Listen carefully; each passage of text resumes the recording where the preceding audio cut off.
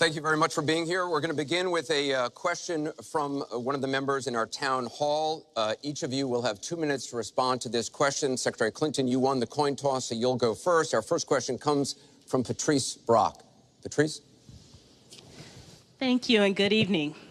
The last presidential debate could have been rated as MA, mature audiences, per TV parental guidelines. Knowing that educators assign viewing the presidential debates as students' homework, do you feel you are modeling appropriate and positive behavior for today's youth? Well, thank you. Are you a teacher? Yes, I think that that's a very good question because I've heard from lots of teachers and parents about some of their concerns about some of the things that are being said and done in this campaign. And I think it is very important for us to make clear to our children that our country really is great because we're good. And we are going to respect one another, lift each other up. We are going to be looking for ways to celebrate our diversity.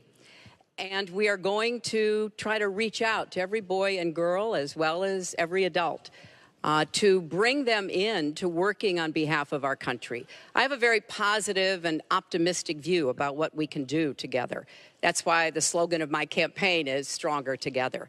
Because I think if we work together, if we overcome the divisiveness that sometimes sets Americans against one another, and instead we make some big goals, and I've set forth some big goals, getting the economy to work for everyone, not just those at the top, making sure that we have the best education system from preschool through college and making it affordable, and so much else. If we set those goals and we go together to try to achieve them, there's nothing, in my opinion, that America can't do. So that's why I hope that we will come together in this campaign.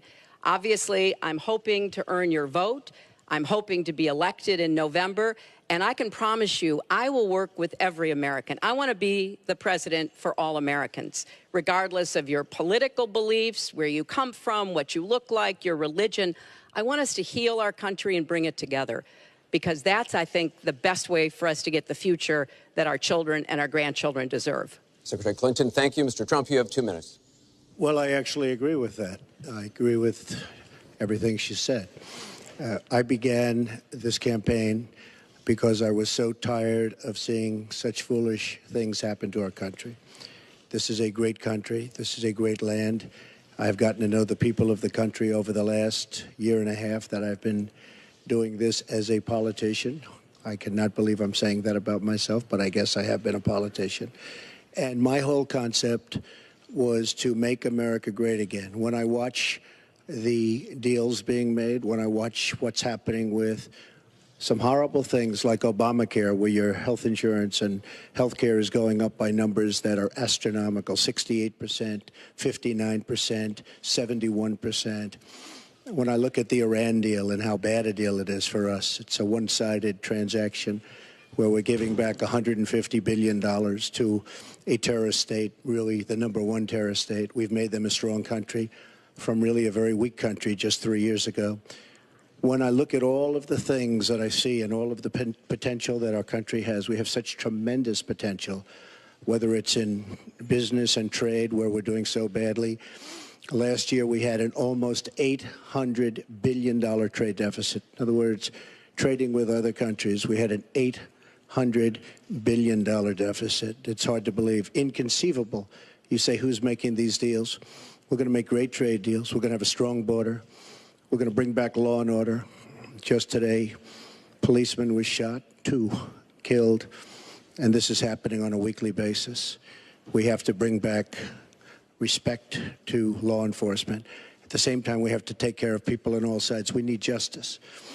But I want to do things that haven't been done, including fixing and making our inner cities better for the African-American citizens that are so great, and for the Latinos, Hispanics.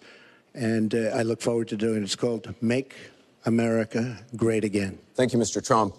The question from Patrice was about, are you both modeling positive and appropriate behaviors for today's youth? We received a lot of questions online, Mr. Trump, about the tape that was released on Friday. As you can imagine, you called what you said locker room banter. You describe kissing women without consent, grabbing their genitals. That is sexual assault. You brag that you have sexually assaulted women. Do you understand that? No, I didn't say that at all. I don't think you understood what was said. This was locker room talk. I'm not proud of it. I apologize to my family. I apologize to the American people. Certainly, I'm not proud of it. But this is locker room talk. You know, when we have a world where you have ISIS chopping off heads, where you have, and frankly, drowning people in steel cages, where you have wars and horrible, horrible sights all over, where you have so many bad things happening. This is like medieval times. We haven't seen anything like this, the carnage all over the world. And they look and they see. Can you imagine the people that are, frankly, doing so well against us with ISIS? And they look at our country and they see what's going on. Yes, I'm very embarrassed by it. I hate it. But it's locker room talk, and it's one of those things. I will knock the hell out of ISIS. We're going to defeat ISIS. ISIS happened a number of years ago in a vacuum that was left because of bad judgment. And I will tell you, I will take care of ISIS. So, Mr. And Trump, we should get on to much more important things and much bigger things. Just for the record, though, are you saying that what you said on that bus 11 years ago, that you did not actually kiss women without consent or grope women without consent? I have great respect for women. Nobody has more respect for women than I do. So for the record, you're saying you never did that? I said things that, frankly, you hear these things are said. And I was embarrassed by it, but I have tremendous respect for women. Have you ever done those women things? Have respect for me. And I will tell you, no, I have not. And I will tell you that I'm going to make our country safe. We're going to have borders in our country, which we don't have now. People are pouring into our country, and they're coming in from the Middle East and other places.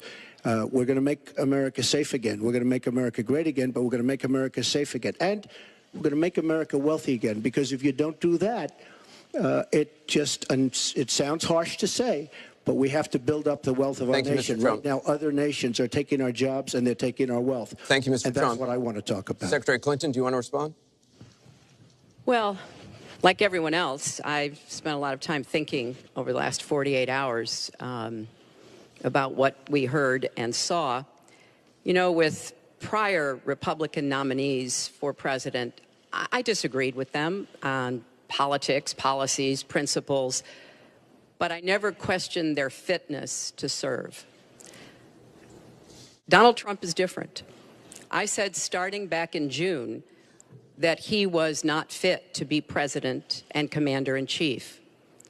And many Republicans and independents have said the same thing. What we all saw and heard on Friday was Donald talking about women, what he thinks about women, what he does to women.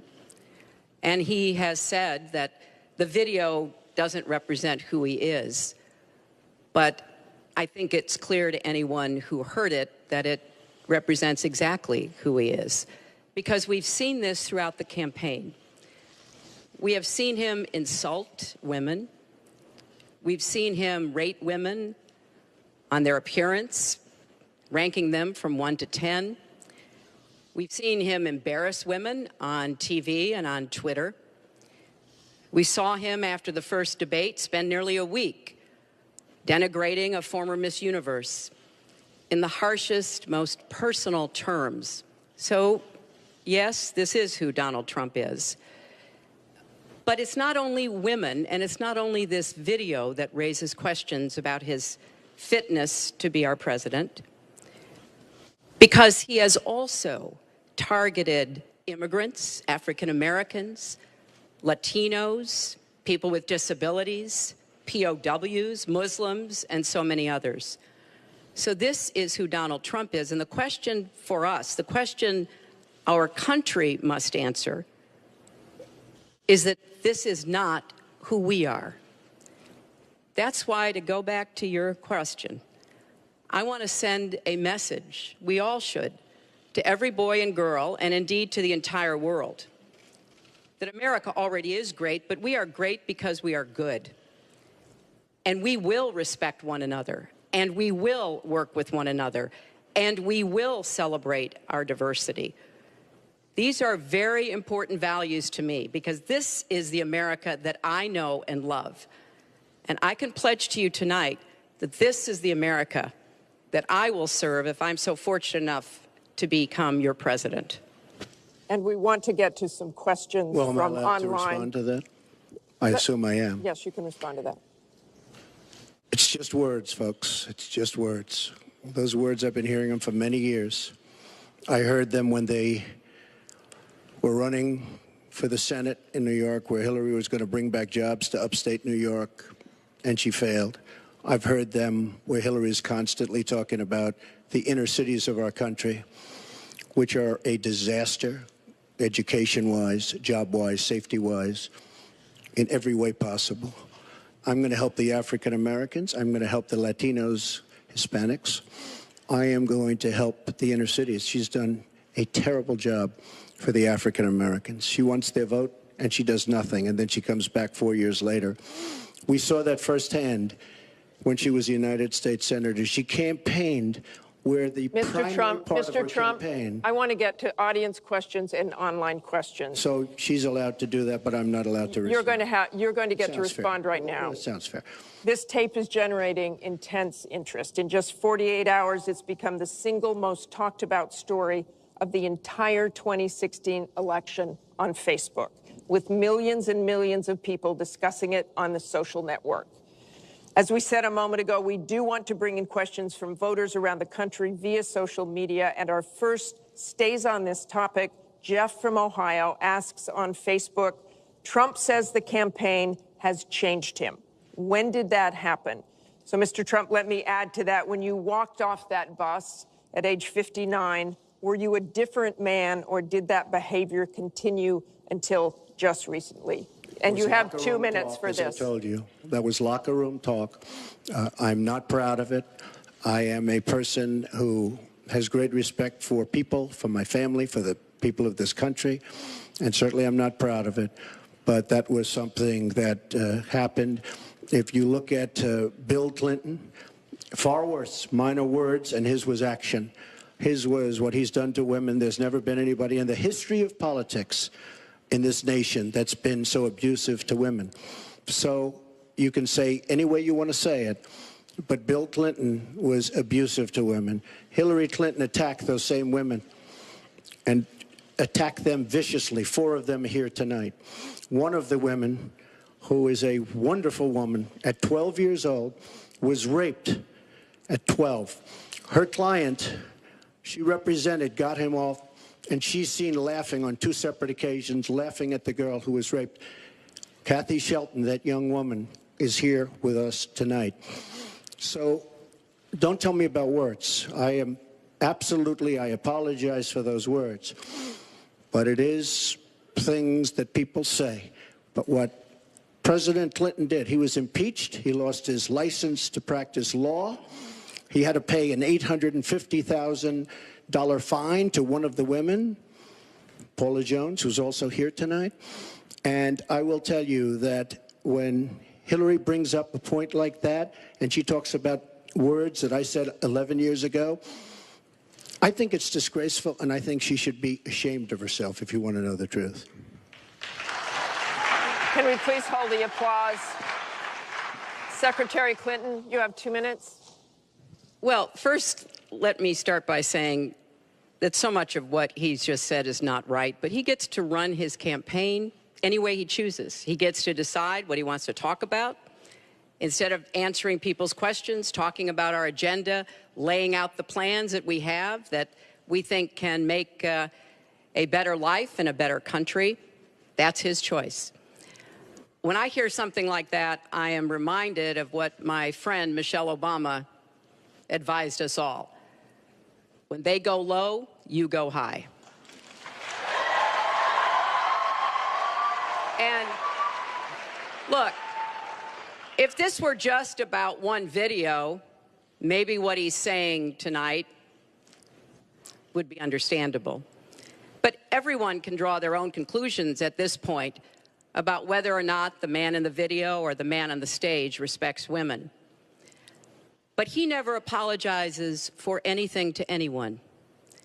He never apologized to Mr. and Mrs. Khan, the Gold Star family, whose son, Captain Khan, died in the line of duty in Iraq. And Donald insulted and attacked them for weeks over their religion. He never apologized to the distinguished federal judge who was born in Indiana. But Donald said he couldn't be trusted to be a judge because his parents were, quote, Mexican. He never apologized to the reporter that he mimicked and mocked on national television and our children were watching. And he never apologized for the racist lie that President Obama was not born in the United States of America. He owes the president an apology. He owes our country an apology. And he needs to take responsibility for his actions and his words. Well, you owe the president an apology because, as you know very well, your campaign, Sidney Blumenthal, he's another real winner that you have. And he's the one that got this started along with your campaign manager. And they were on television just 2 weeks ago. She was saying exactly that. So you really owe him an apology. You're the one that sent the pictures around your campaign, sent the pictures around with President Obama in a certain garb. That was long before I was ever involved. So you actually owe an apology. And number two, Michelle Obama. I've gotten to see the commercials that they did on you. And I've gotten to see some of the most vicious commercials I've ever seen of Michelle Obama talking about you, Hillary. So you talk about friend, go back and take a look at those commercials. A race where you lost, fair and square, unlike the Bernie Sanders race where you won, but not fair and square, in my opinion.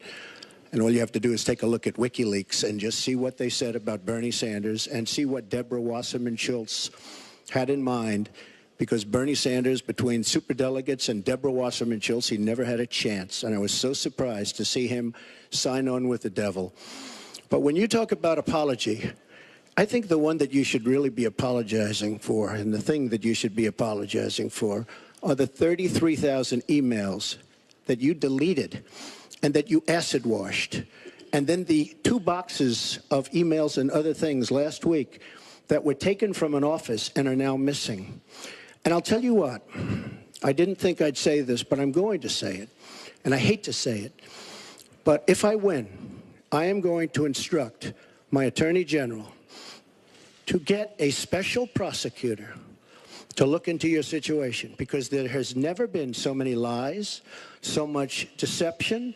There has never been anything like it. And we're going to have a special prosecutor. When I speak, I go out and speak. The people of this country are furious. In my opinion, the people that have been long-term workers at the FBI are furious. There has never been anything like this where emails and you get a subpoena, and after getting the subpoena, you delete 33,000 emails. And then you acid wash them or bleach them, as you would say, a very expensive process. So we're going to get a special prosecutor, and we're going to look into it, because you know what? People have been, their lives have been destroyed for doing 1/5 of what you've done. And it's a disgrace. And honestly, you ought to be ashamed of yourself. Secretary Clinton, I want to follow up on that. I'm going to let you talk about emails. Because everything he just said is absolutely false, but I'm not surprised. Really? In the first debate, the audience needs to calm down here. I told people that it would be impossible to be fact-checking Donald all the time. I'd never get to talk about anything I want to do and how we're going to really make lives better for people. So once again, go to HillaryClinton.com. We have literally Trump. You can fact-check him in real time. Last time at the first debate, we had millions of people fact-checking, so I expect we'll have millions more fact-checking because, you know, it's just awfully good that someone with the temperament of Donald Trump is not in charge of the law in our country. Yeah, because you'd be in jail. Secretary Clinton.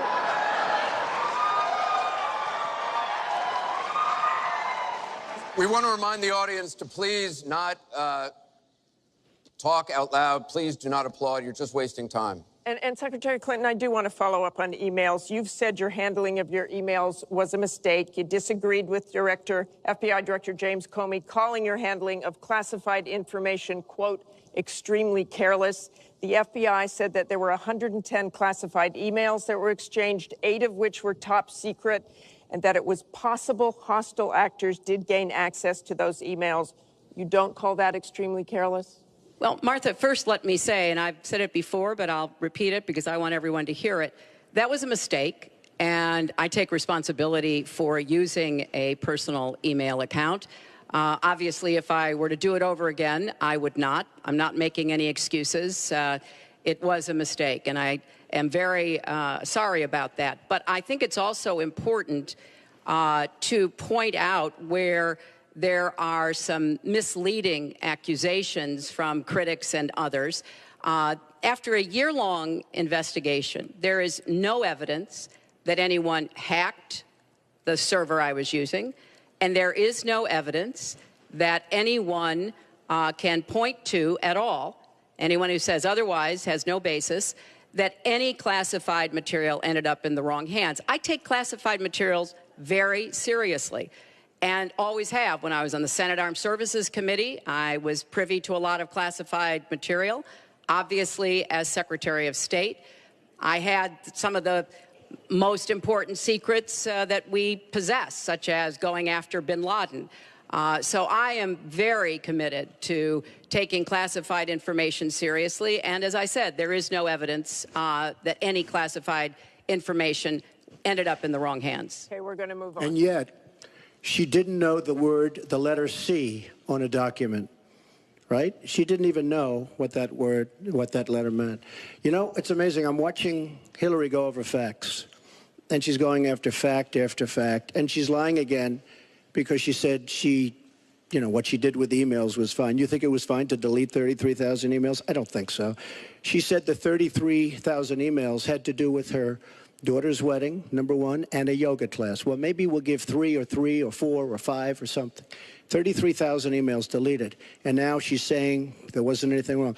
And more importantly, that was after getting a subpoena. That wasn't before. That was after. She got it from the United States Congress. And I'll be honest, I am so disappointed in congressmen, including Republicans, for allowing this to happen. Our Justice Department, where her husband goes onto the back of an airplane for 39 minutes, talks to the Attorney General days before a ruling is going to be made on her case.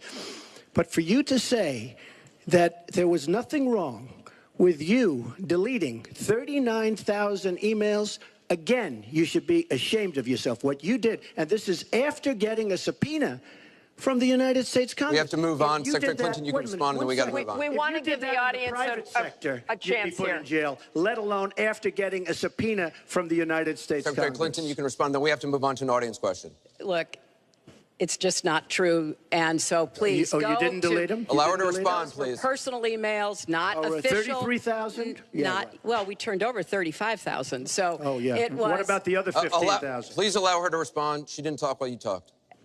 Yes, that's true. I didn't. Because you I have didn't nothing in to the say. first debate, and I'm going to try not to in this debate because I'd like to get to the questions that the people have brought here tonight to talk to us about. And get off this question.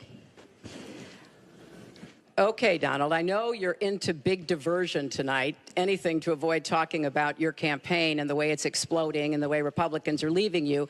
But let's at least focus on some of the issues that people care about tonight. Let's get to their questions. We have a question here from Ken Karpowitz. He has a question about health care. Ken? I'd like to know, Anderson, why aren't you bringing up the emails? I'd like to know. Why aren't you We getting brought up to the bottom? emails. No, it hasn't. It hasn't. And it hasn't been finished at all. Ken Karpowitz has a question. It's nice to 1-on-3. Thank you. Affordable Care Act, known as Obamacare, it is not affordable. Premiums have gone up, deductibles have gone up, co-pays have gone up, prescriptions have gone up, and the coverage has gone down. What will you do to bring the costs down and make coverage better? That first one goes to Secretary Thank Clinton you. because you started out the last one to the audience. If he wants to start, he can start. Go ahead, Hillary. No, go ahead, Donald. No, I'm a gentleman, Hillary. Go ahead. Secretary Clinton? Well, I think Donald was about to say he's going to solve it by repealing it and getting rid of the Affordable Care Act. And I'm going to fix it because I agree with you. Premiums have gotten too high, co-pays, deductibles, prescription drug costs. And I've laid out a series of actions that we can take to try to get those costs down. But here's what I don't want people to forget. When we're talking about reining in the costs, which has to be the highest priority of the next president. When the Affordable Care Act passed, it wasn't just that 20 million people got insurance who didn't have it before, but that in and of itself was a good thing. I meet these people all the time, and they tell me what a difference having that insurance meant to them and their families. But everybody else, the 170 million of us who get health insurance through our employers, got big benefits. Number one, insurance companies can't deny you coverage because of a pre-existing condition. Number two, no lifetime limits, which is a big deal if you have serious health problems. Number three, women can't be charged more than men for our health insurance, which is the way it used to be before the Affordable Care Act. Number four, if you're under 26 and your parents have a policy, you can be on that policy until the age of 26, something that didn't happen before. So I want very much to save what works and is good about the Affordable Care Act. But we've got to get costs down. We've got to provide some additional help to small businesses so that they can afford to provide health insurance. But if we repeal it, as Donald has proposed, and start over again, all of those benefits I just mentioned are lost to everybody, not just people who get their health insurance on the exchange. And then we would have to start all over again. Right now, we are at 90% health insurance coverage. That's the highest we've ever been in our country. Secretary Clinton, so your I time's want us up. to get to 100%, but get costs down and keep quality up. Mr. Trump, you have 2 minutes. It is such a great question, and it's maybe the question I get almost more than anything else outside of defense. Obamacare is a disaster. You know it. We all know it. It's going up at numbers that nobody's ever seen worldwide. Nobody's ever seen numbers like this for health care. It's only getting worse. In 17, it implodes by itself. Their method of fixing it is to go back and ask Congress for more money, more and more money. And we have right now almost $20 trillion in debt. Obamacare will never work. It's very bad health insurance, far too expensive. And not only expensive for the person that has it, unbelievably expensive for our country. It's going to be one of the biggest line items very shortly. We have to repeal it and replace it with something absolutely much less expensive and something that works, where your plan can actually be tailored. We have to get rid of the lines around the state, artificial lines, where we stop insurance companies from coming in and competing because they wanted, President Obama and whoever was working on it, they want to leave those lines because that gives the insurance companies essentially monopolies. We want competition. You will have the finest health care plan there is. She wants to go to a single-payer plan, which would be a disaster, somewhat similar to Canada. And if you ever notice, the Canadians, when they need a big operation, when something happens, they come into the United States in many cases because their system is so slow. It's catastrophic in certain ways. But she wants to go to single-payer, which means the government basically rules everything. Hillary Clinton has been after this for years. Obamacare was the first step. Obamacare is a total disaster. And not only are your rates going up by numbers that nobody's ever believed, but your deductibles are going up. So that unless you get hit by a truck, you're never going to be able to use it. Mr. Trump, it is a disastrous plan, and it has to be repealed and replaced. Secretary Clinton, let me follow up with you. Your husband called Obamacare, quote, the craziest thing in the world, saying that small business owners are getting killed as premiums double, coverage is cut in half.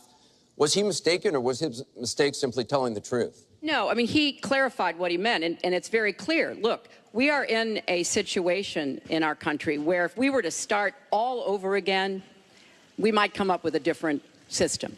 But we have an employer-based system. That's where the vast majority of people get their health care. And the Affordable Care Act was meant to try to fill the gap between people who were too poor and couldn't put together any resources to afford health care, namely people on Medicaid.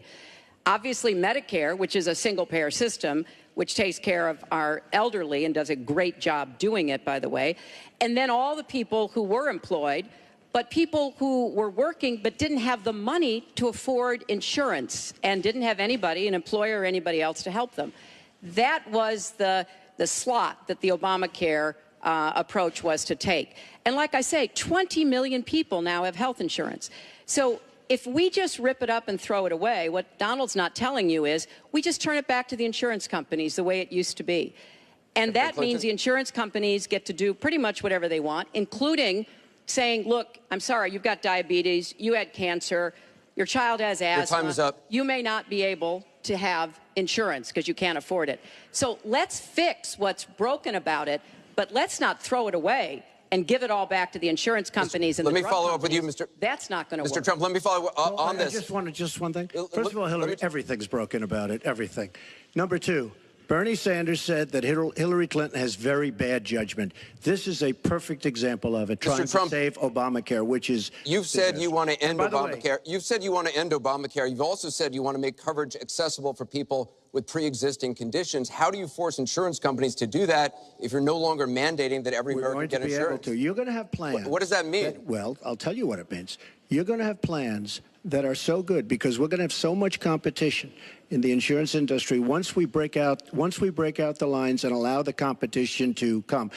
Are you going to have a mandate that Americans have to have health insurance? President Obama, by keeping those lines, the boundary lines around each state, and it was almost gone until just very toward the end of the passage of Obamacare, which, by the way, was a fraud. You know that, because Jonathan Gruber, the architect of Obamacare, he said it was a great lie. It was a big lie. President Obama said you keep your doctor, you keep your plan. The whole thing was a fraud, and it doesn't work.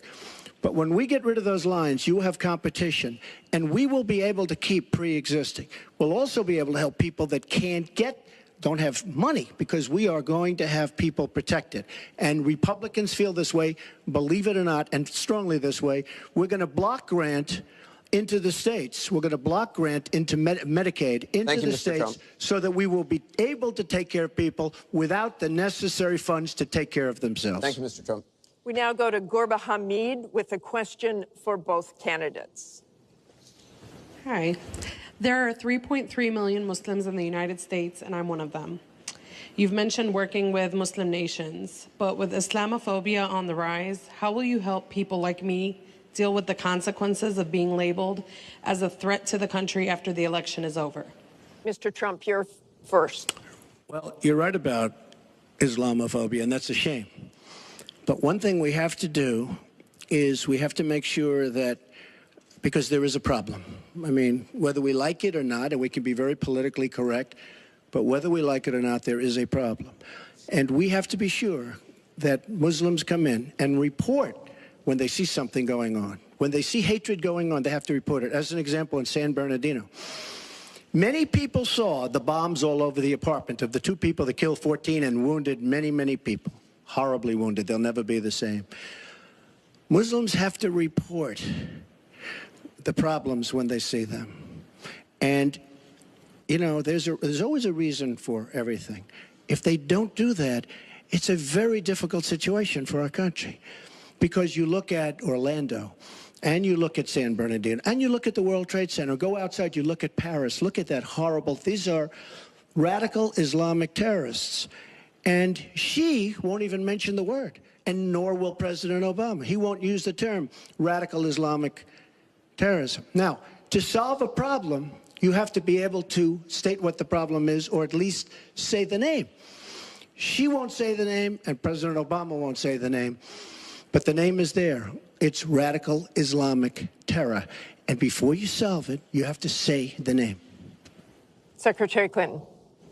Well, thank you for asking your question. And I've heard this question from a lot of Muslim Americans across our country, because unfortunately, there's been a lot of very divisive, dark things said about Muslims. And even someone like Captain Khan, the young man who sacrificed himself defending our country in the United States Army, has been subject to attack by Donald.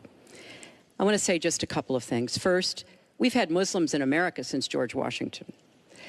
And we've had many successful Muslims. We just lost a particularly well-known one with Muhammad Ali. My vision of America is an America where everyone has a place. If you're willing to work hard you do your part, you contribute to the community. That's what America is. That's what we want America to be for our children and our grandchildren. It's also very short-sighted and even dangerous to be engaging in the kind of demagogic rhetoric that Donald has about Muslims. We need American Muslims to be part of our eyes and ears on our front lines. I've worked with a lot of different Muslim groups around America. I've met with a lot of them, and I've heard how important it is for them to feel that they are wanted and included and part of our country, part of our homeland security, and that's what I want to see. It's also important, I intend to defeat ISIS, to do so in a coalition with majority Muslim nations.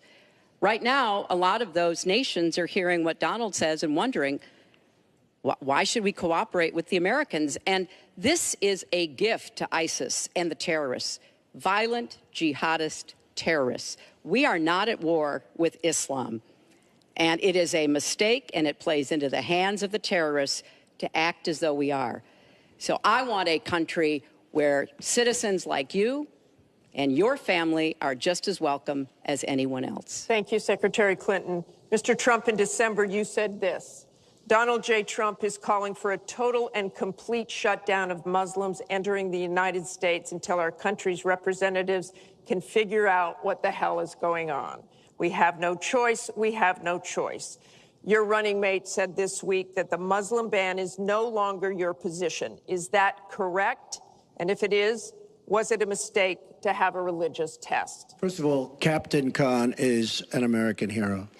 And if I were president at that time, he would be alive today, because unlike her, who voted for the war without knowing what she was doing, I would not have had our people in Iraq. Iraq was a disaster. So he would have been alive today. The Muslim ban is something that in some form has morphed into a extreme vetting from certain areas of the world. Hillary Clinton wants to allow And why did it morph into that? No, did you? No, answer the question. Why do don't you you still interrupt believe? her? You I do. interrupt me all the time. Why don't you interrupt her? Would you please explain whether or not the Muslim ban still stands? It's called extreme vetting. We are going to areas like Syria, where they're coming in by the tens of thousands because of Barack Obama, and Hillary Clinton wants to allow a 550% increase over Obama. People are coming into our country like we have no idea who they are, where they're from, what their feelings about our country is, and she wants 550% more. This is going to be the great Trojan horse of all time. We have enough problems in this country. I believe in building safe zones. I believe in having other people pay for them. As an example, the Gulf states who are not carrying their weight, but they have nothing but money, and take care of people. But I don't want to have, with all the problems this country has and all of the problems that you see going on, hundreds of thousands of people coming in from Syria when we know nothing about them. We know nothing about their values, and we know nothing about their love for our country. And Secretary Clinton, let me ask you about that, because you have asked for an increase from 10 to 65,000 Syrian refugees. We know you want tougher vetting. That's not a perfect system.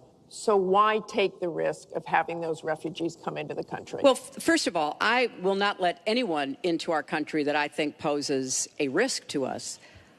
But there are a lot of refugees, women and children. Think of that picture we all saw of that 4-year-old boy with the blood on his forehead because he'd been bombed by the Russian and Syrian air forces. There are children suffering in this catastrophic war, largely, I believe, because of Russian aggression. And we need to do our part. We by no means are carrying anywhere near the load that Europe and others are. But we will have vetting that is as tough as it needs to be from our professionals, our intelligence experts, and others. But it is important for us as a policy, not to say, as Donald has said, we're going to ban people based on a religion. How do you do that? We are a country founded on religious freedom and liberty. How do we do what he has advocated without causing great distress within our own country? Are we going to have religious tests when people fly into our country? And how do we expect to be able to implement those? So I thought that what he said was extremely unwise and even dangerous. And indeed, you can look at the propaganda on a lot of the terrorist sites, and what Donald Trump says about Muslims is used to recruit fighters because they want to create a war between us. And the final thing I would say, this is the 10th or 12th time that he's denied being for the war in Iraq. We have it on tape. The entire press corps has looked at it. It's been debunked, but it never stops him from saying whatever he wants to say. Has not been debunked. So please Has not been debunked. And go to HillaryClinton.com and you can see it. I was against the war in Iraq. Has not been debunked. And you voted for it, and you shouldn't have. Well, I just want to There's been lots of fact-checking on that. I'd like to move on to an online question. She just went about 25 seconds over her time. She Could did I not. just respond to this, please? Very quickly, please.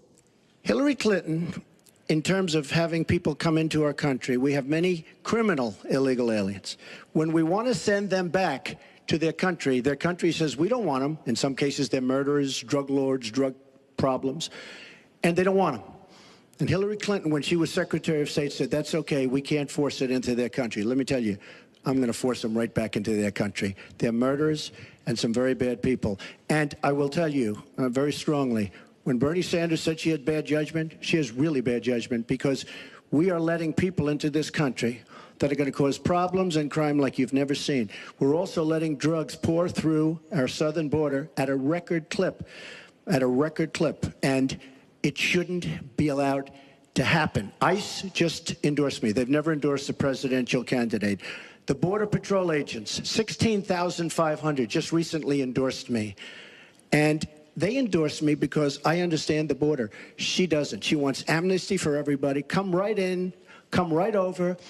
It's a horrible thing she's doing. She's got bad judgment, and honestly, so bad that she should never be president of the United States. That I can tell you. Thank you, Mr. Trump. I want to move on. This next question comes from the public through the Bipartisan Open Debate Coalition's online forum, where Americans submitted questions that generated millions of votes. This question involves WikiLeaks' release of purported excerpts of Secretary Clinton's paid speeches, which she has refused to release, and one line in particular in which you, Secretary Clinton, purportedly say you need both a public and private position on certain issues. So, two from Virginia asks, is it okay for politicians to be two-faced? Is it acceptable for a politician to have a private stance on issues? Secretary Clinton, well, your 2 minutes. Right. As I recall, that was something I said about Abraham Lincoln after having seen the wonderful Steven Spielberg movie called Lincoln. It was a master class watching President Lincoln get the Congress to approve the 13th Amendment. It was principled and it was strategic.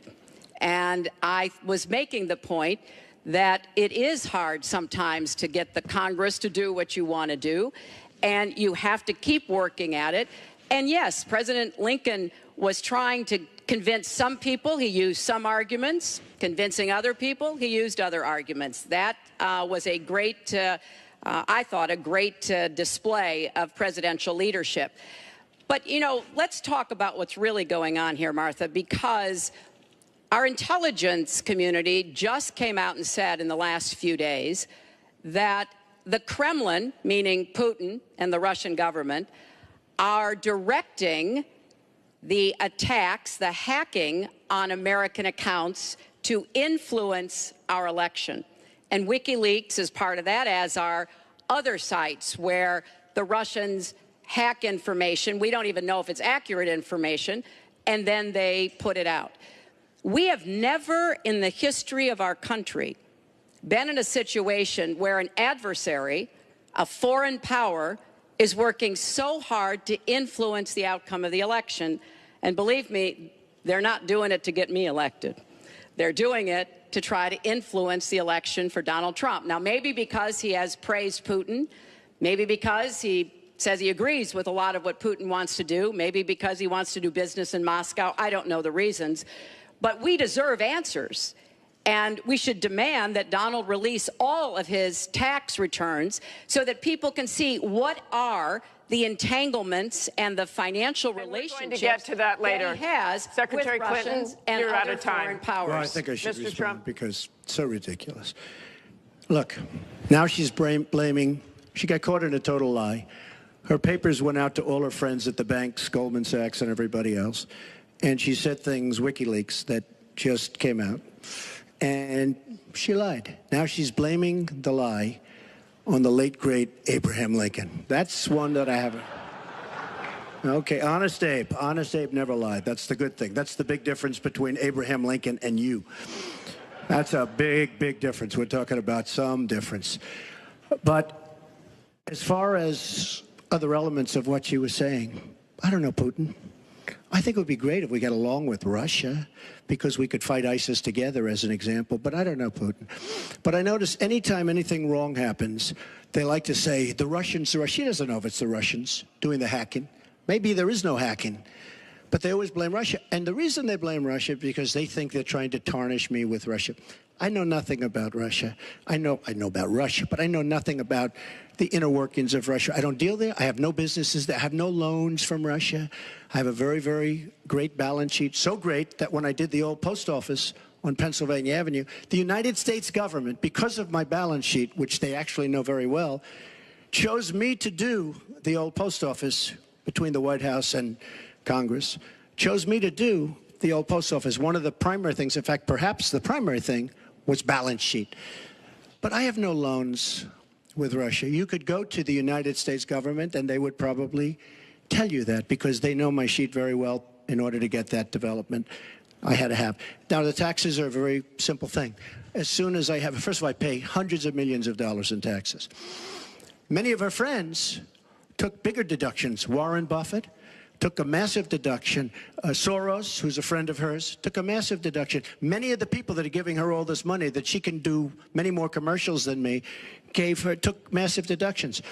I pay hundreds of millions of dollars in taxes. But as soon as my routine audit's finished, I'll release my returns. I'll be very proud to. Thank you, Mr. Trump. We've got we're on turn, actually, the topic of taxes. We have a question from Spencer Moss. Spencer? Good evening. My question is, what specific tax provisions will you change to ensure the wealthiest Americans pay their fair share in taxes? Mr. Trump, you have 2 minutes. Well, one thing I do is get rid of carried interest. One of the greatest provisions for people like me, to be honest with you. I give up a lot when I run because I knock out the tax code. And she could have done this years ago, by the way. She was a United States senator. She complains that Donald Trump took advantage of the tax code. Well, why didn't she change it? Why didn't you change it when you were a senator? The reason you didn't is that all your friends take the same advantage that I do. And I do. You have provisions in the tax code that, frankly, we could change. But you wouldn't change it because all of these people give you the money so you can take negative ads on Donald Trump. And I say that about a lot of things. You know, I've heard Hillary complaining about so many different things over the years. Oh, we should have done this. But she's been there for 30 years. She's been doing this stuff. She never changed, and she never will change. She never will change. We're getting rid of carried interest provisions. I'm lowering taxes, actually, because I think it's so important for corporations, because we have corporations leaving, massive corporations and little ones. Little ones can't form. We're getting rid of regulations, which goes hand in hand with the lowering of the taxes. But we're bringing the tax rate down from 35% to 15%. We're cutting taxes for the middle class, and I will tell you, we are cutting them big league for the middle class. And I will tell you, Hillary Clinton is raising your taxes, folks. You can look at me. She's raising your taxes really high. And what that's going to do is a disaster for the country. But she is raising your taxes, and I'm lowering your taxes. That in itself is a big difference. We are going to be thriving again. We have no growth in this country. There's no growth. If China has a GDP of 7%, it's like a national catastrophe. We're down at 1%. And that's like no growth. And we're going lower, in my opinion. And a lot of it has to do with the fact that our taxes are so high, just about the highest in the world. and I'm bringing them down to one of the lower in the world. And I think it's so important, one of the most important things we can do. But she is raising everybody's taxes massively. Secretary Clinton, you have 2 minutes. The question was, what specific tax provisions will you change to ensure the wealthiest Americans pay their fair share of taxes? Well, everything you've heard just now from Donald is not true. I'm sorry I have to keep saying this, but he lives in an alternative reality. And it is sort of amusing to hear somebody who hasn't paid federal income taxes in maybe 20 years talking about what he's going to do. But I'll tell you what he's going to do. His plan will give the wealthy and corporations the biggest tax cuts they've ever had, more than the Bush tax cuts by at least a factor of 2. Donald always takes care of Donald and people like Donald, and this would be a massive gift. And indeed, the way that he talks about his tax cuts would end up raising taxes on middle-class families, millions of middle-class families. Now, here's what I want to do. I have said nobody who makes less than $250,000 a year, and that's the vast majority of Americans, as you know, will have their taxes raised, because I think we've got to go where the money is, and the money is with people who've taken advantage of every single break in the tax code. And yes, when I was a senator, I did vote to close corporate loopholes. I voted to close, I think, one of the loopholes he took advantage of when he claimed $1 billion loss that enabled him to avoid paying taxes. I want to have a tax on people who are making $1 million. It's called the Buffett rule. Yes, Warren Buffett is the one who's gone out and said somebody like him should not be paying a lower tax rate than his secretary. I want to have a surcharge on incomes above $5 million. We have to make up for lost times, because I want to invest in you. I want to invest in hardworking families. And I think it's been unfortunate, but it's happened, that since the Great Recession, the gains have all gone to the top. And we need to reverse that. People like Donald, who paid 0 in taxes, 0 for our vets, 0 for our military, 0 for health and education. That is wrong. And we're going to make sure that nobody, no corporation and no individual, can get away without paying his fair share to support our country. Mr. Trump, I want to give you the chance to respond. I just want to tell our viewers what she's referring to. In the last month, taxes were the #1 issue on Facebook for the first time in the campaign. The New York Times published 3 pages of your 1995 tax returns. They show you claimed a $916 million loss, which means you could have avoided paying personal federal income taxes for years. You've said you pay state taxes, employee taxes, real estate taxes, property taxes. You have not answered, though, a simple question. Did you use that $916 million loss to avoid paying personal federal income taxes for years? Of course I do. Of course I do. And so do all of her donors, or most of her donors. I know many of her donors. Her donors took massive tax write-offs. So have you not paid personal federal income taxes? A lot of my write-off was depreciation and other things that Hillary, as a senator, allowed. And she'll always allow it, because the people that give her all this money, they want it. That's why. See, I understand the tax code better than anybody that's ever run for president. Hillary Clinton, and it's extremely complex, Hillary Clinton has friends that want all of these provisions, including they want the carried interest provision, which is very important to Wall Street people, but they really want the carried interest provision, which I believe Hillary's leaving. It's very interesting why she's leaving carried interest. But I will tell you that, #1, I pay tremendous numbers of taxes. I absolutely used it, and so did Warren Buffett, and so did George Soros, and so did many of the other people that Hillary is getting money from. Now, I won't mention their names because they're rich, but they're not famous, so we won't make them famous. Okay? Can you say how many years you have avoided paying personal federal income taxes? No, but I pay tax, and I pay federal tax, too. But I have a write-off. A lot of it's depreciation, which is a wonderful charge. I love depreciation. You know, she's given it to us. Hey, if she had a problem, for 30 years she's been doing this, Anderson. I say it all the time. She talks about health care. Why didn't she do something about it? She talks about taxes. Why didn't she do something about it? She doesn't do anything about anything other than talk. With her, it's all talk and no action. In the past... And again, Bernie Sanders, it's really bad judgment. She has made bad judgment not only on taxes, she's made bad judgments on Libya, on Syria, on Iraq. I mean, her and Obama, whether you like it or not, the way they got out of Iraq The vacuum they've left, that's why ISIS formed in the first place. They started from that little area, and now they're in 32 different nations, Hillary. Congratulations. Great job. I want you to be able to respond, Secretary Clinton. Well, here we go again. I've been in favor of getting rid of carried interest for years, starting when I was a senator from New York. But that's not the point here. Why didn't you do it? Why didn't you do it? Because I was a senator with a Republican president. Oh, really? I will be the president. You could have done it. If you were an effective, senator, you could have done it. If you were an effective senator, you could have done it. But you were not an effective Please allow her to senator. respond. She didn't interrupt you. You know, under our Constitution, presidents have something called veto power. Look, he has now said repeatedly, 30 years this and 30 years that. So let me talk about my 30 years in public service. I'm very glad to do so. 8 million kids every year have health insurance because when I was First Lady, I worked with Democrats and Republicans to create the Children's Health Insurance Program. Hundreds of thousands of kids now have a chance to be adopted because I worked to change our adoption and foster care system. After 9/11, I went to work with Republican mayor, governor, and president to rebuild New York and to get health care for our first responders who were suffering because they had run toward danger and gotten sickened by it. Hundreds of thousands of National Guard and Reserve members have health care because of work that I did. And children have safer medicines because I was able to pass a law that required the dosing to be more carefully done. When I was Secretary of State, I went around the world advocating for our country, but also advocating for women's rights, to make sure that women had a decent chance to have a better life, and negotiated a treaty with Russia to lower nuclear weapons. 400 pieces of legislation have my name on it as a sponsor or co-sponsor when I was a senator for 8 years. I worked very hard and was very proud to be reelected in New York by an even bigger margin than I had been elected the first time.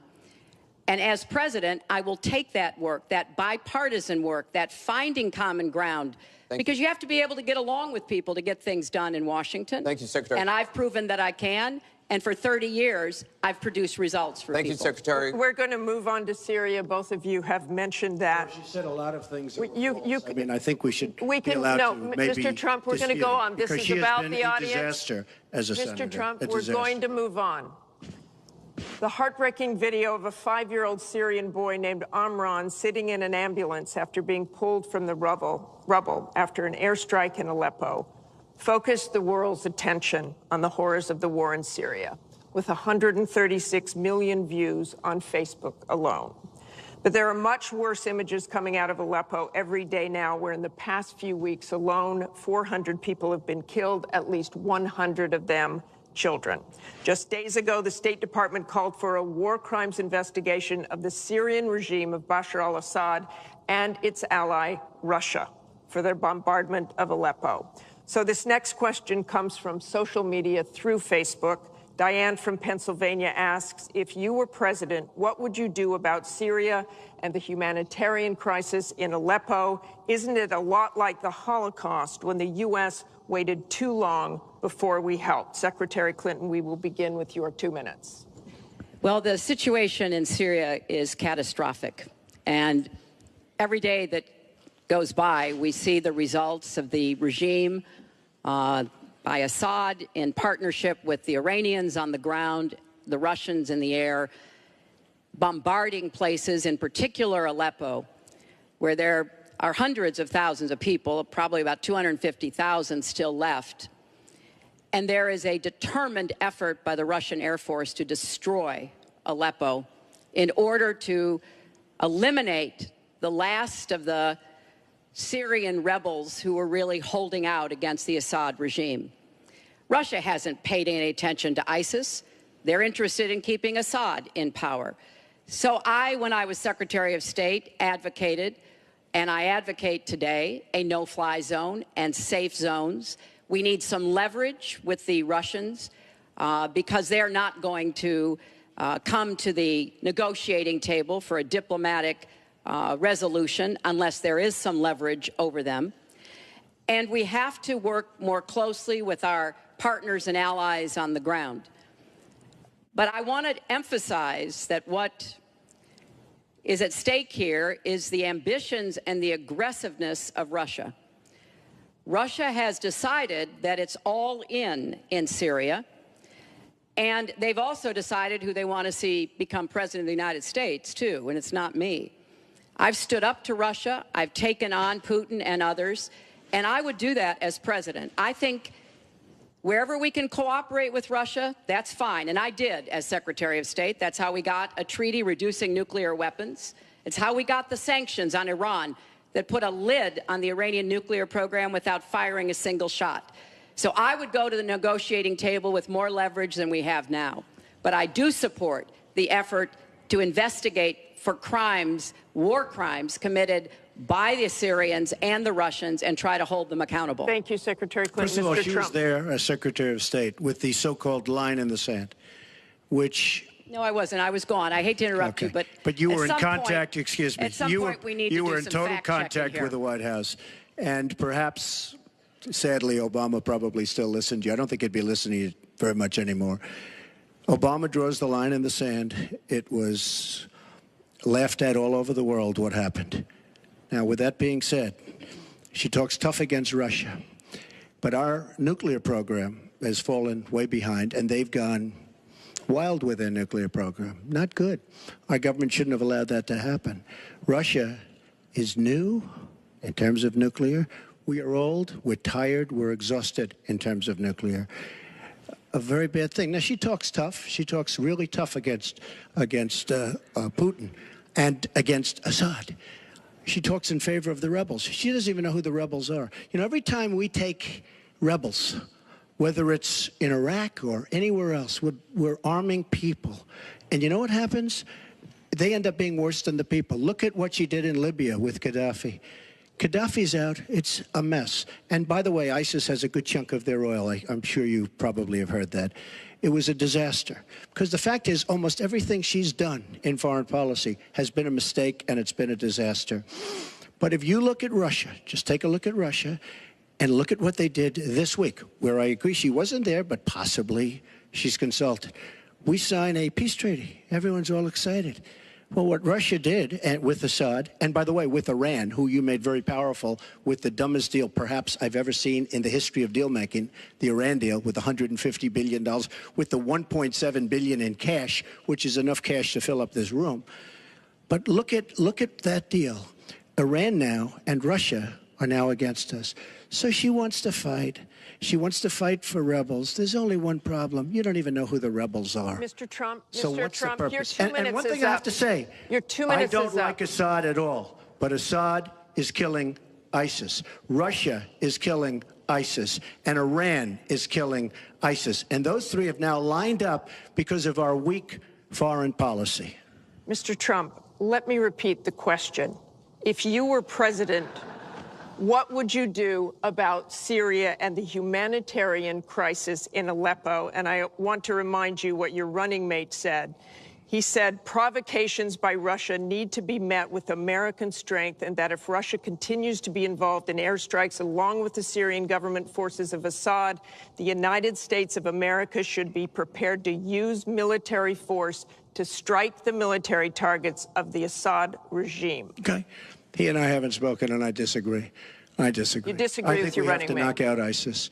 Right now, Syria is fighting ISIS. We have people that want to fight both at the same time.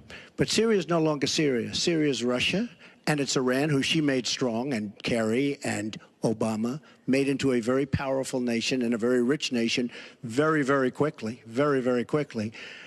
I believe we have to get ISIS. We have to worry about ISIS before we can get too much more involved. She had a chance to do something with Syria. They had a chance, and that was the line. What do you think will happen if Aleppo falls? I think Aleppo is a disaster, humanitarian-wise. What do you think will happen if it falls? I think that it basically has fallen, okay? It basically has fallen. Let me tell you something. You take a look at Mosul. The biggest problem I have with the stupidity of our foreign policy. We have Mosul. They think a lot of the ISIS leaders are in Mosul. So we have announcements coming out of Washington and coming out of Iraq. We will be attacking Mosul in 3 weeks or 4 weeks.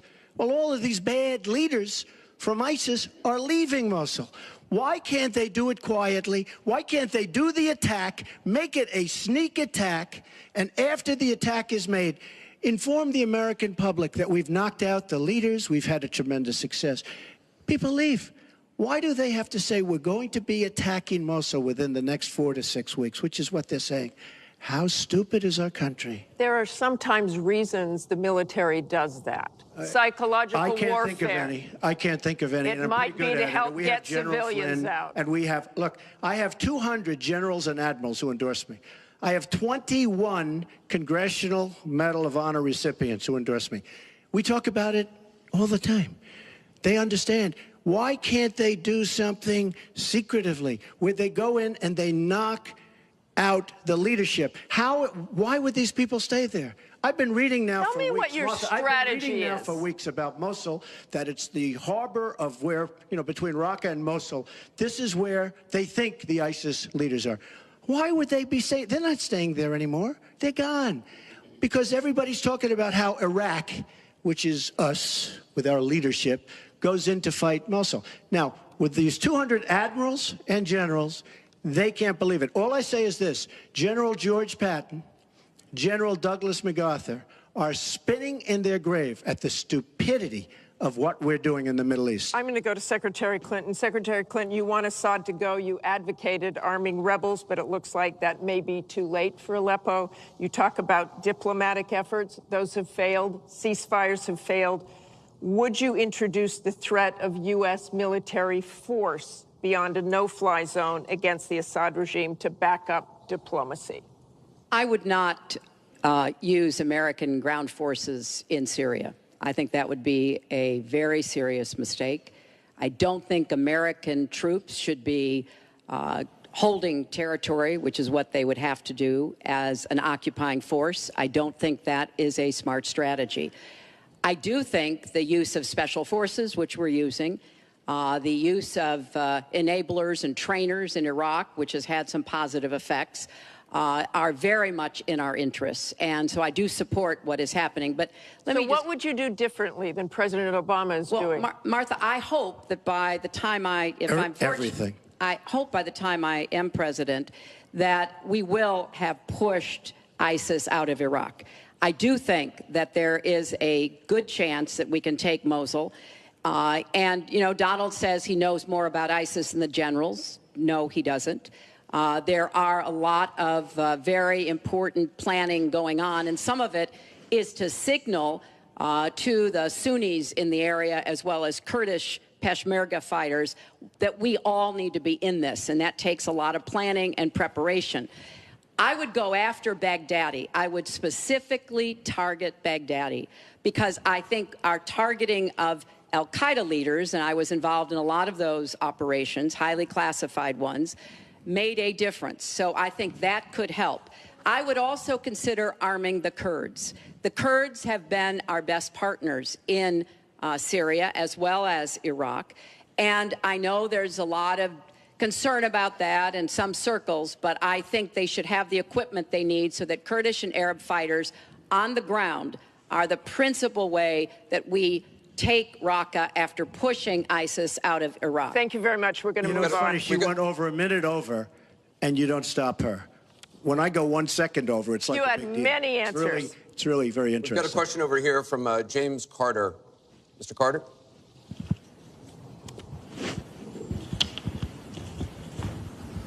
My question is, do you believe you can be a devoted president to all the people in the United States? That question begins for Mr. Trump. Absolutely. I mean, she calls our people deplorable, a large group, and irredeemable. I will be a president for all of our people, and I'll be a president that will turn our inner cities around and will give strength to people and will give economics to people and will bring jobs back, because NAFTA, signed by her husband, is perhaps the greatest disaster trade deal in the history of the world, not in this country. It stripped us of manufacturing jobs. We lost our jobs. We lost our money. We lost our plants. It is a disaster. And now she wants to sign TPP, even though she says now she's for it. She called it the gold standard. And by the way, at the last debate, she lied, because it turned out that she did say the gold standard, and she said she didn't say it. They actually said that she lied, okay? And she lied. But she's lied about a lot of things. I would be a president for all of the people, African Americans, the inner cities. Devastating what's happening to our inner cities. She's been talking about it for years. As usual, she talks about it, nothing happens. She doesn't get it done. Same with the Latino Americans, the Hispanic Americans, the same exact thing. They talk, they don't get it done. You go into the inner cities and you see it's 45% poverty. African Americans now, 45% poverty in the inner cities. The education is a disaster. Jobs are essentially non-existent. I mean, it's, you know, and I've been saying at big speeches where I have 20 and 30,000 people, what do you have to lose? It can't get any worse. And she's been talking about the inner cities for 25 years. Nothing's going to ever happen. Let me tell you, if she's president of the United States, nothing's going to happen. It's just going to be talk. And all of her friends, the taxes we were talking about, and I would just get it by osmosis. She's not doing any me favors. But by doing all the others favors, she's doing me favors. Mr. Trump, thank you. But I will tell you, she's all talk. It doesn't get done. All you have to do is take a look at her Senate run. Take a look at upstate New York. Your 2 minutes is up. Secretary Clinton, It turned out 2 to be a minutes. disaster. You have 2 minutes, Secretary Clinton. Well, 67% of the people voted to re-elect me when I ran for my second term, and I was very proud and very humbled by that. Mr. Carter, I have tried my entire life to do what I can to support children and families. You know, right out of law school, I went to work for the Children's Defense Fund, and Donald talks a lot about, you know, the 30 years I've been in public service. I'm proud of that. You know, I started off as a young lawyer working against discrimination against African American children in schools and in the criminal justice system. I worked to make sure that kids with disabilities could get a public education, something that I care very much about. I have worked with Latinos. One of my first jobs in politics was down in South Texas, registering Latino citizens to be able to vote. So I have a deep devotion, to use your absolutely correct word, to making sure that every American feels like he or she has a place in our country. And I think when you look at the letters that I get, a lot of people are worried that maybe they wouldn't have a place in Donald Trump's America. They write me, and one woman wrote me about her son, Felix. She adopted him from Ethiopia when he was a toddler. He's 10 years old now. This is the only country he's ever known. And he listens to Donald on TV, and he said to his mother one day, will he send me back to Ethiopia if he gets elected? You know, children listen to what is being said, to go back to the very, very first question. And there's a lot of fear that, in fact, teachers and parents are calling it the Trump effect. Bullying is up. A lot of people are feeling, you know, uneasy. A lot of kids are expressing their concerns.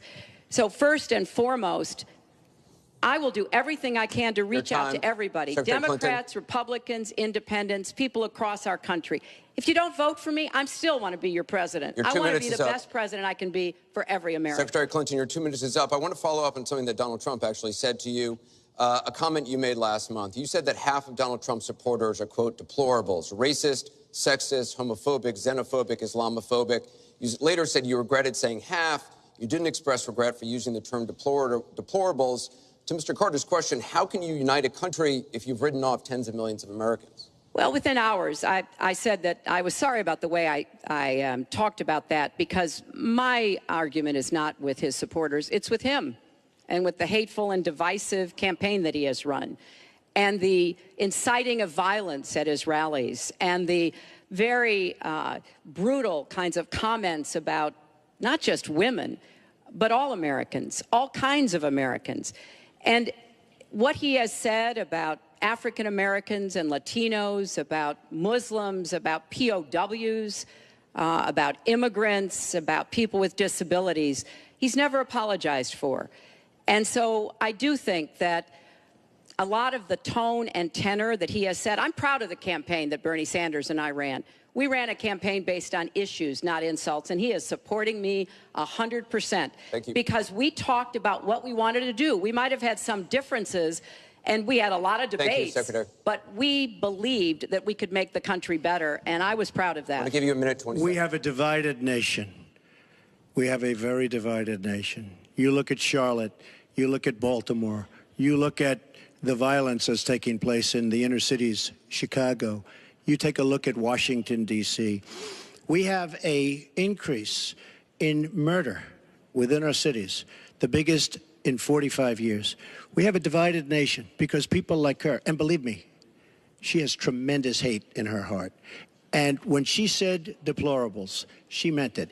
And when she said irredeemable, they're irredeemable. You didn't mention that. But when she said they're irredeemable, to me, that might have been even worse. She said some of them are irredeemable. She's got tremendous hatred.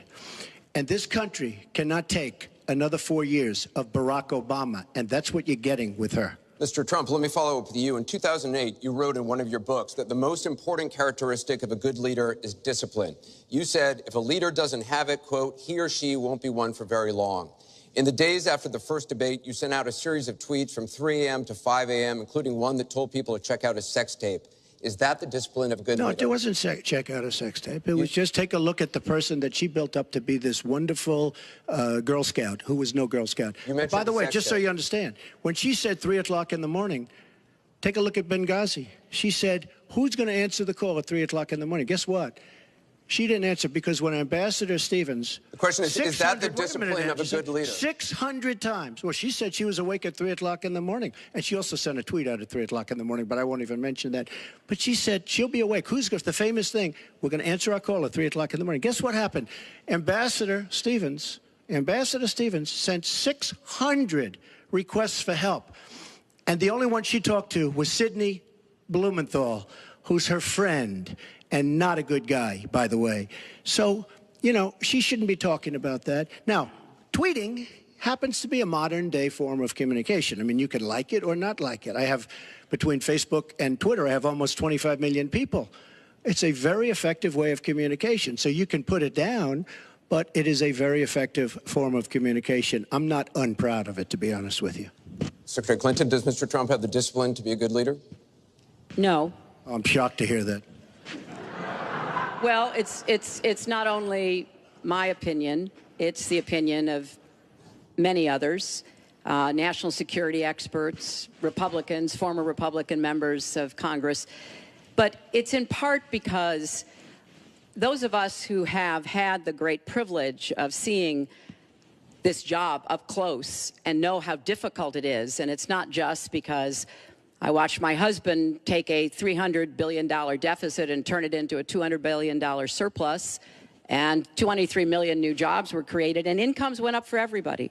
Everybody. African-American incomes went up 33%.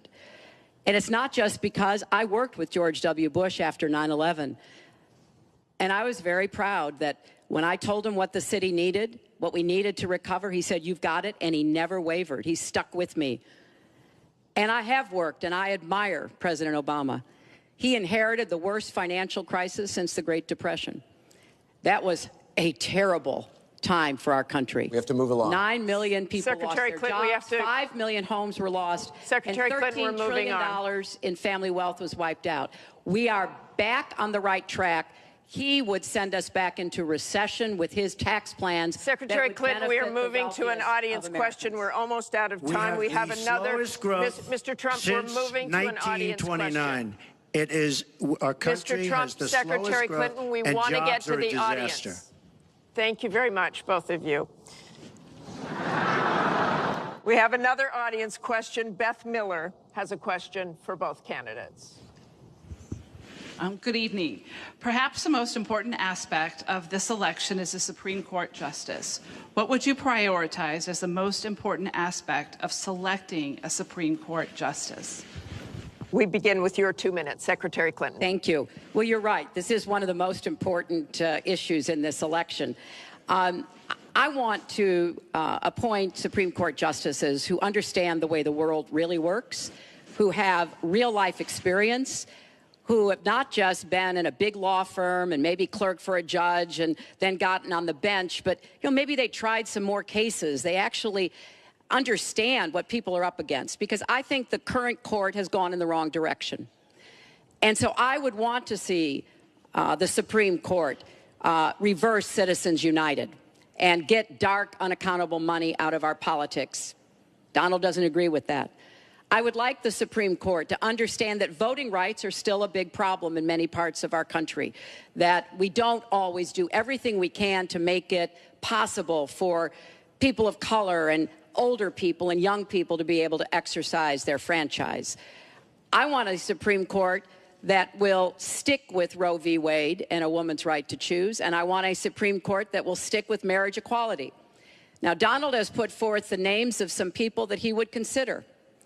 And among the ones that he has suggested are people who would reverse Roe v. Wade and reverse marriage equality. I think that would be a terrible mistake and would take us backwards. I want a Supreme Court that doesn't always side with corporate interests. I want a Supreme Court that understands because you're wealthy and you can give more money to something doesn't mean you have any more rights or should have any more rights than anybody else. So I have very clear views about what I want to see to change the balance on the Supreme Court.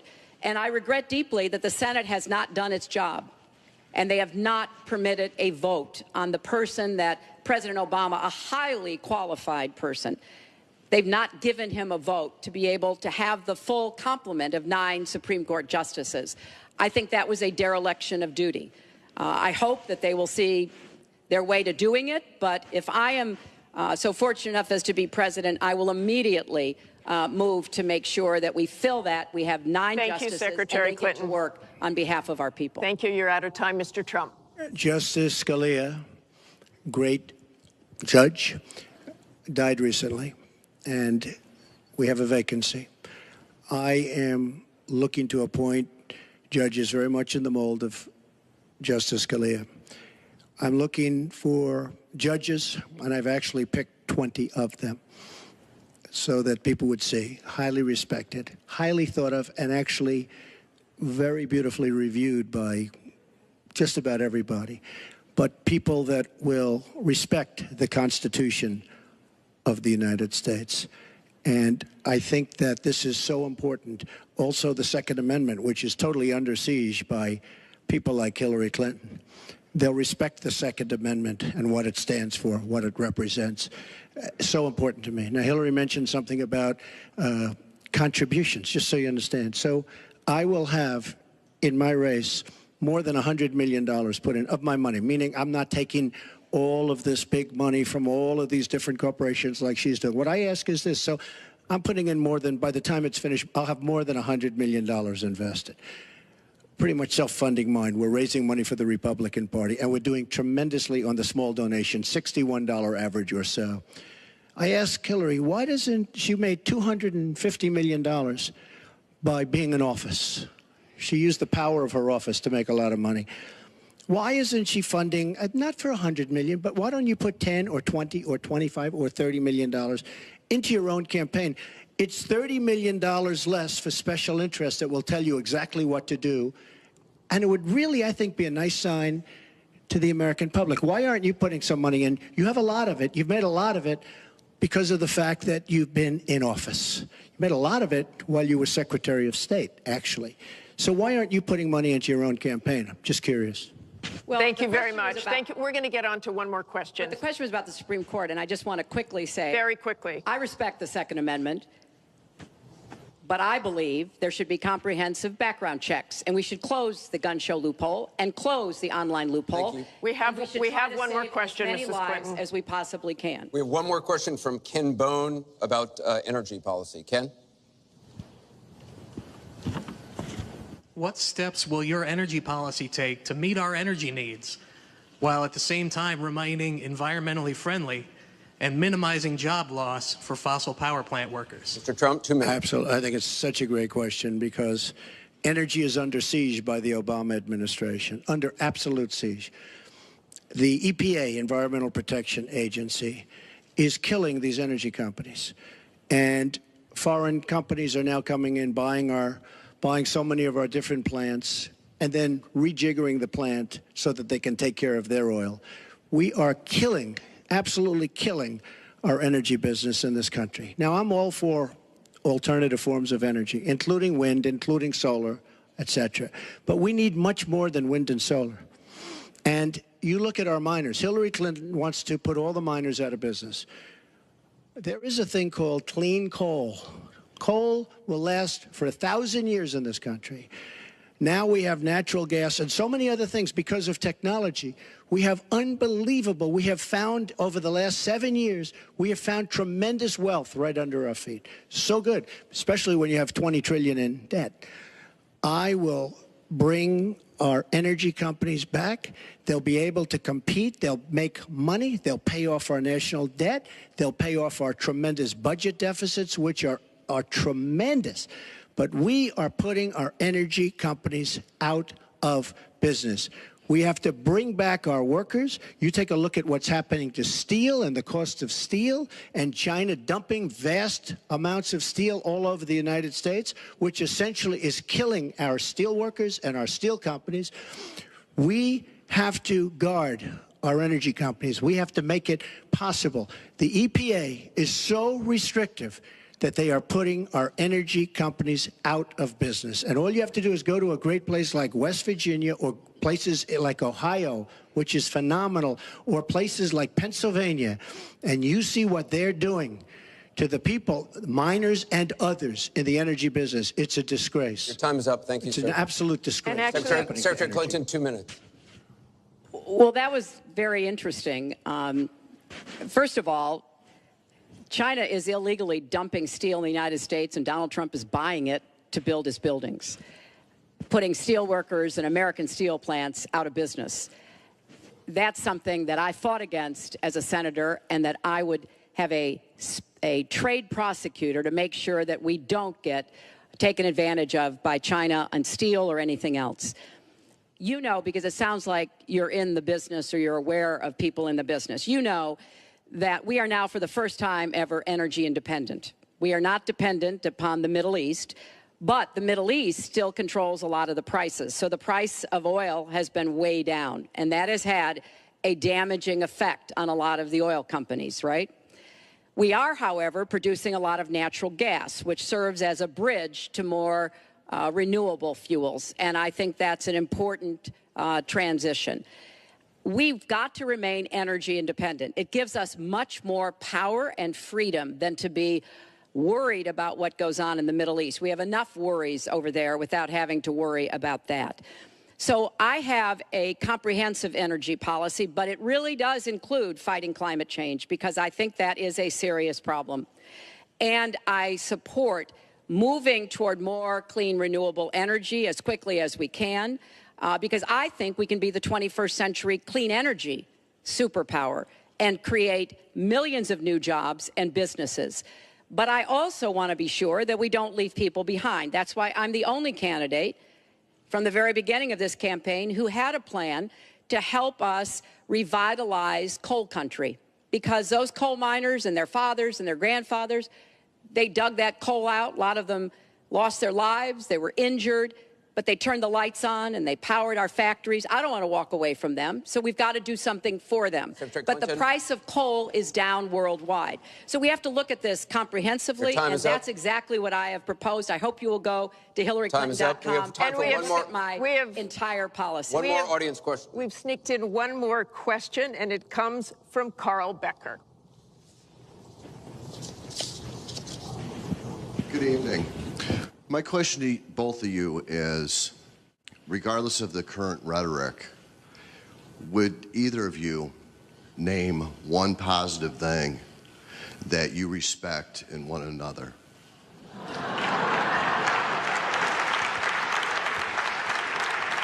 Mr. Trump, would you like to go first? Well, I certainly will, because I think that's a very fair and important question. Look, I respect his children. His children are incredibly able and devoted, and I think that says a lot about Donald. I don't agree with nearly anything else he says or does, but I do respect that. And I think that is something that as a mother and a grandmother is very important to me. So I believe that this election has become in part so conflict-oriented, so intense, because there's a lot at stake. This is not an ordinary time, and this is not an ordinary election. We are going to be choosing a president who will set policy for not just 4 or 8 years, but because of some of the important decisions we have to make here at home and around the world, from the Supreme Court to energy and so much else. And so there is a lot at stake. It's one of the most consequential elections that we've had. And that's why I've tried to put forth specific policies and plans, trying to get it off of the personal and put it on to what it is I want to do as president. And that's why I hope people will check on that for themselves so that they can see that, yes, I've spent 30 years, actually maybe a little more, working to help kids and families, and I want to take all that experience to the White House and do that every single day. Mr. Trump. Well, I consider her statement about my children to be a very nice compliment. I don't know if it was meant to be a compliment, but it is a great. I'm very proud of my children, and they've done a wonderful job, and they've been wonderful, wonderful kids. So I consider that a compliment. I will say this about Hillary. She doesn't quit. She doesn't give up. I respect that. I tell it like it is. She's a fighter. I disagree with much of what she's fighting for. I do disagree with her judgment in many cases.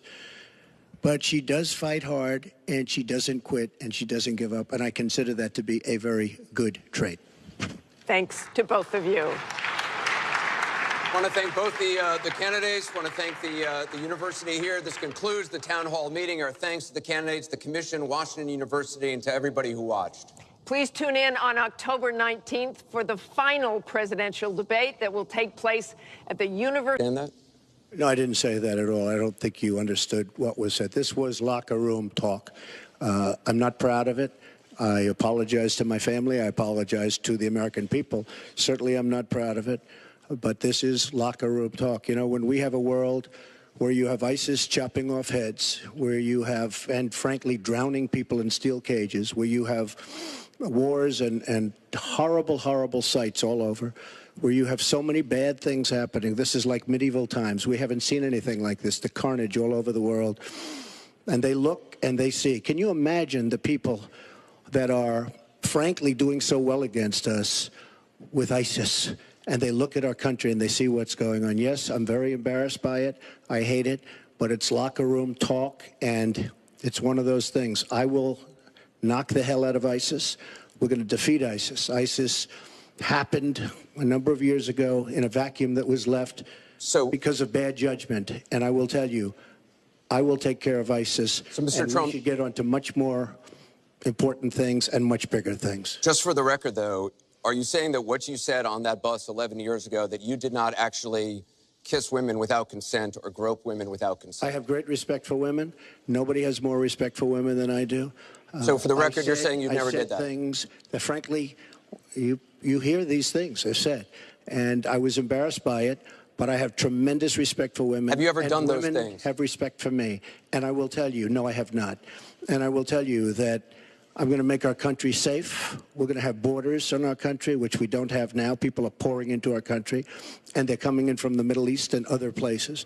We're going to make America safe again. We're going to make America great again, but we're going to make America safe again. And we're going to make America wealthy again, because if you don't do that, it sounds harsh to say, but we have to build up the wealth of our nation. Right now, other nations are taking our jobs and they're taking our wealth. Thank you, Mr. Trump. And that's what I want to talk about. Secretary Clinton, do you want to respond?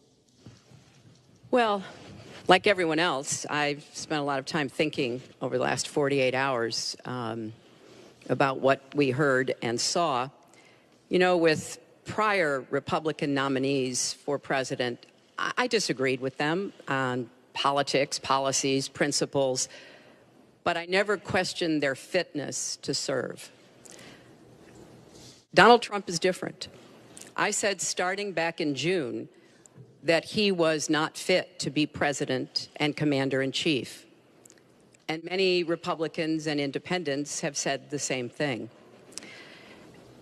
What we all saw and heard on Friday was Donald talking about women, what he thinks about women, what he does to women.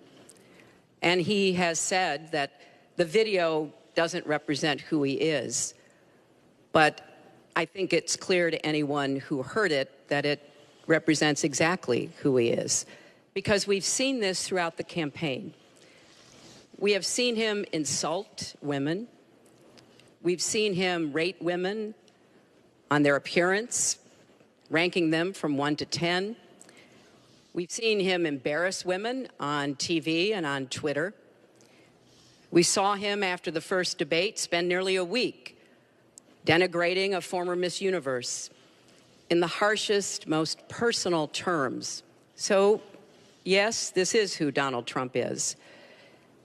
But it's not only women, and it's not only this video that raises questions about his fitness to be our president, because he has also targeted immigrants, African Americans, Latinos, people with disabilities, POWs, Muslims, and so many others. So this is who Donald Trump is. And the question for us, the question our country must answer, is that this is not who we are. That's why, to go back to your question, I want to send a message, we all should, to every boy and girl, and indeed to the entire world, that America already is great, but we are great because we are good. And we will respect one another, and we will work with one another, and we will celebrate our diversity. These are very important values to me, because this is the America that I know and love. And I can pledge to you tonight that this is the America that I will serve if I'm so fortunate enough to become your president. And we want to get to some questions Well, am I from allowed online. to respond to that? I assume I am. Yes, you can respond to that. It's just words, folks. It's just words. Those words, I've been hearing them for many years. I heard them when they were running for the Senate in New York, where Hillary was going to bring back jobs to upstate New York, and she failed. I've heard them where Hillary is constantly talking about the inner cities of our country, which are a disaster, education-wise, job-wise, safety-wise, in every way possible. I'm going to help the African Americans. I'm going to help the Latinos, Hispanics. I am going to help the inner cities. She's done a terrible job for the African Americans. She wants their vote, and she does nothing, and then she comes back 4 years later. We saw that firsthand when she was a United States Senator. She campaigned where the primary part of her campaign. I want to get to audience questions and online questions. So she's allowed to do that, but I'm not allowed to respond. You're going to get to Sounds respond fair. right now. That sounds fair. This tape is generating intense interest. In just 48 hours, it's become the single most talked about story of the entire 2016 election on Facebook, with millions and millions of people discussing it on the social network. As we said a moment ago, we do want to bring in questions from voters around the country via social media, and our first stays on this topic. Jeff from Ohio asks on Facebook, Trump says the campaign has changed him. When did that happen? So, Mr. Trump, let me add to that. When you walked off that bus at age 59, were you a different man, or did that behavior continue until just recently? And you have 2 minutes for this. As I told you, that was locker room talk. I'm not proud of it. I am a person who has great respect for people, for my family, for the people of this country, and certainly I'm not proud of it. But that was something that happened. If you look at Bill Clinton, far worse, minor words, and his was action. His was what he's done to women. There's never been anybody in the history of politics in this nation that's been so abusive to women. So you can say any way you want to say it, but Bill Clinton was abusive to women. Hillary Clinton attacked those same women and attacked them viciously. 4 of them here tonight. One of the women, who is a wonderful woman, at 12 years old, was raped at 12. Her client, she represented, got him off, and she's seen laughing on 2 separate occasions, laughing at the girl who was raped. Kathy Shelton, that young woman, is here with us tonight. So don't tell me about words. I apologize for those words. But it is things that people say. But what President Clinton did, he was impeached. He lost his license to practice law. He had to pay an $850,000 fine to one of the women, Paula Jones, who's also here tonight. And I will tell you that when... Regardless of your political beliefs, where you come from, what you look like, your religion, I want us to heal our country and bring it together. Because that's, I think, the best way for us to get the future that our children and our grandchildren deserve. Secretary Clinton, thank you. Mr. Trump, you have 2 minutes. Well, I actually agree with that. I agree with everything she said. I began this campaign because I was so tired of seeing such foolish things happen to our country. This is a great country. This is a great land. I've gotten to know the people of the country over the last year and a half that I've been doing this as a politician. I cannot believe I'm saying that about myself, but I guess I have been a politician. And my whole concept was to make America great again. When I watch the deals being made, when I watch what's happening with some horrible things like Obamacare, where your health insurance and health care is going up by numbers that are astronomical, 68%, 59%, 71%. When I look at the Iran deal and how bad a deal it is for us, it's a one-sided transaction where we're giving back $150 billion to a terrorist state, really the #1 terrorist state. We've made them a strong country from really a very weak country just 3 years ago. When I look at all of the things that I see and all of the potential that our country has, we have such tremendous potential, whether it's in business and trade, where we're doing so badly.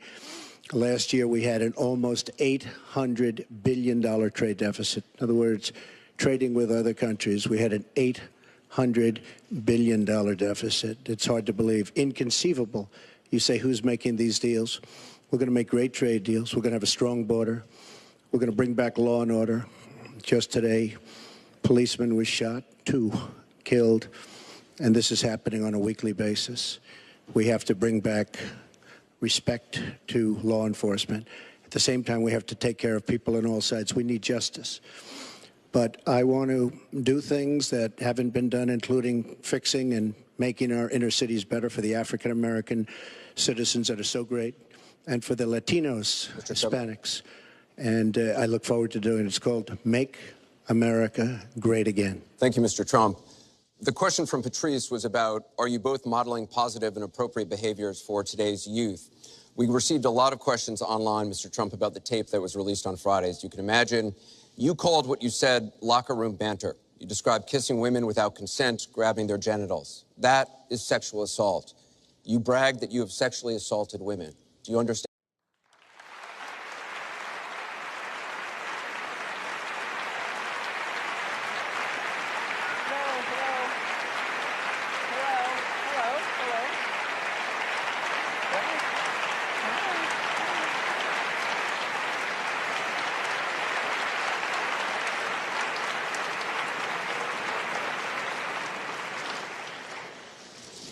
Thank you very much for being here. We're going to begin with a question from one of the members in our town hall.